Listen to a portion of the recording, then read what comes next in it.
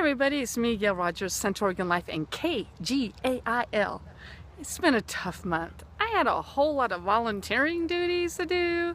I had a lot of work to get done. I am just recovering from still losing my Colonel, my 11-year-old boxer. Thank you for all your wonderful well wishes and your loving comments and cards. I got so many cards. Thank you.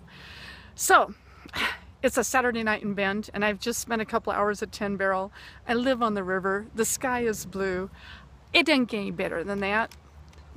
Tough month or not, losing my Colonel, I miss him down here by the river because he was part of this. Anyway, but I met some friends. They're going to Cobalt tonight, which my neighbors own. Cobalt in Bend, awesome place. Right downtown. Have a great night. Let's all catch up with life and enjoy because the holidays are coming.